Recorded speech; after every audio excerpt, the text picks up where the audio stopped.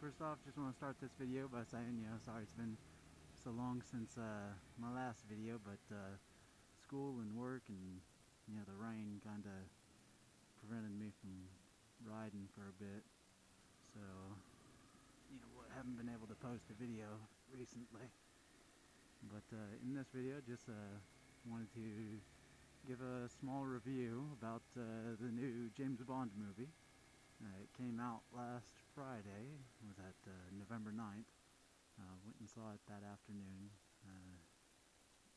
Actually rode my bike over there, but forgot to hook the camera up so I could do the review after the video.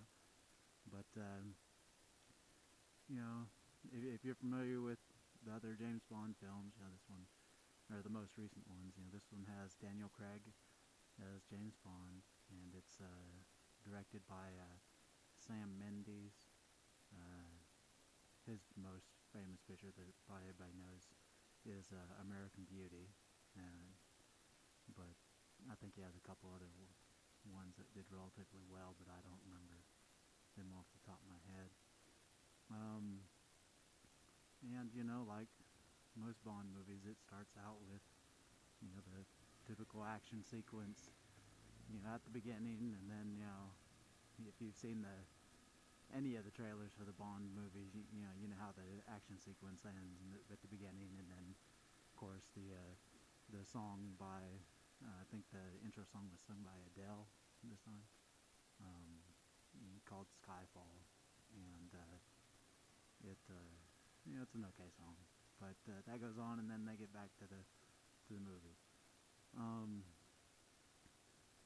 Just general thoughts. A lot of the other Bond movies, it had a lot of different, they had a lot of different locations. You look at like Casino Royale. It started in no, I can't remember where it started, but I know they had was it the Congo or something, Nigeria, something like that, some South African country, and then after a bit, they ended up in Montenegro, and then they ended up in Vienna for the last action scene, and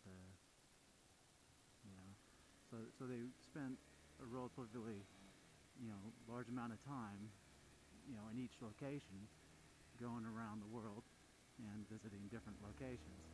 So each part had a specific amount of time devoted to it, and you felt like each part was an important part of the story. Here in Skyfall, it didn't really seem like that.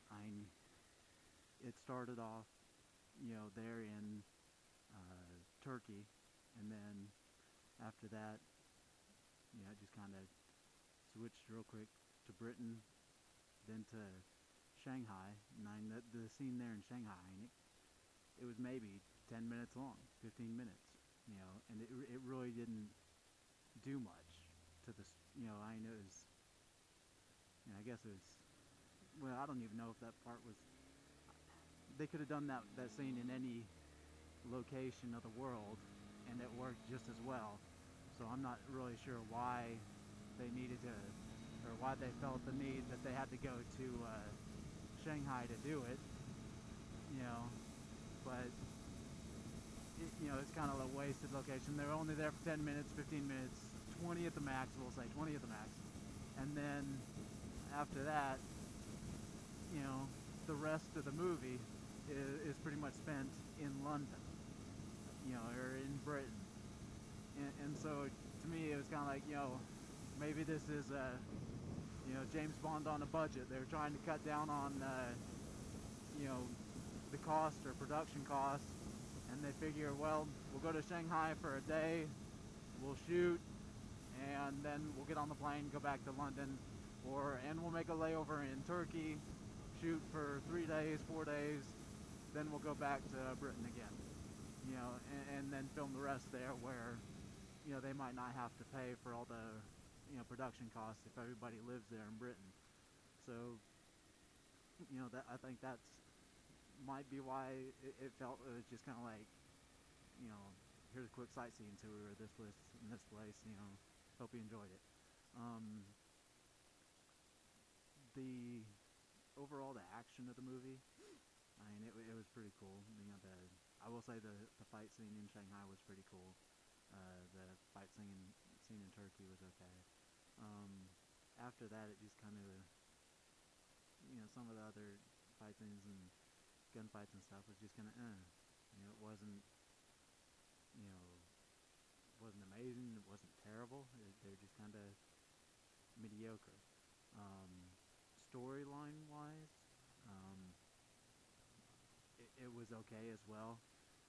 Javier Bardem, he played the main antagonist, and he's a great actor, and he did a really great job as the main antagonist in the film. But you know, it kind of really rushed his backstory. You know, why was he the antagonist? Well, you know, it basically told you why he was the antagonist in one sentence. You know, and so I mean, there really wasn't a buildup of who he was and you know, just you know why he felt he needed to do what he was doing. Um, the other thing I didn't like about the story was in the first, you know, Daniel Craig ones, the Casino Royale, and the second one, Quantum of Solace, both of those films centered around the group Quantum, right? I mean, the first one was, you know, Le Chiffre, whatever his name is, he was the financer for Quantum. That's how, you know, they helped finance terrorist organizations. And then in the second one, the Green, I forget his first name, you know, he was an operator for Quantum. But he wasn't the main one. Mr. White, you know, and all the other ones that you saw at the opera, you know, were all Quantum. And so, you know, I would have thought that it would have made better sense to have, you know, the character in this film be, you know, working for Quantum or, you know, being an agent there. You know, have some sort of tie into that rather than just, you know, all the stuff that they said about Quantum. No, don't worry about it anymore. You know, or maybe we'll deal with that next film.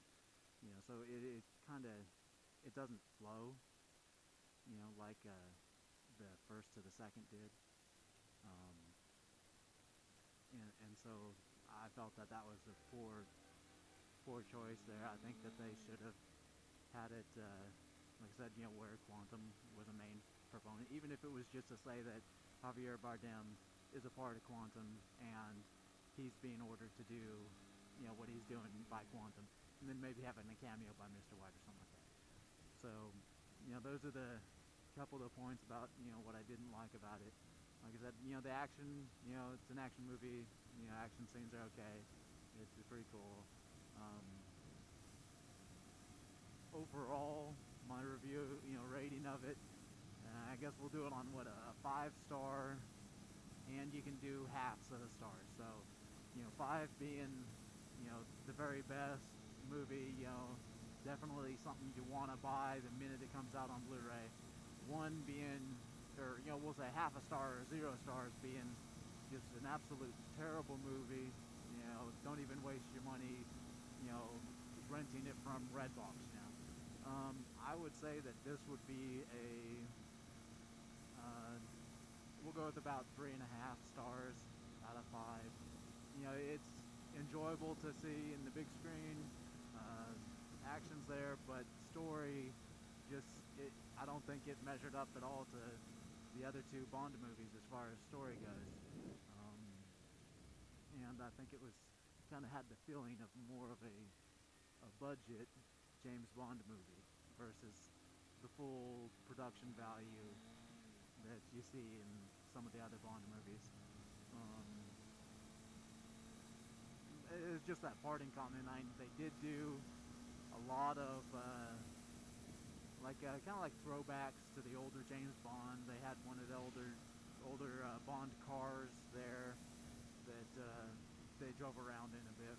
You know, and they had references to several other films. So, I mean, that was kind of neat to see if you're a fan of the series. But You know, I think they could have done other things to make it a bit more interesting. So there you go, 3.5 stars out of 5. Possibly go see it in the theaters. Definitely rent it, and also a possible buy on Blu-ray when it comes out. There you go. Leave comments, questions, your feelings about the movie down there. Yeah, I'll try and post this tonight and see if I get any responses. See you.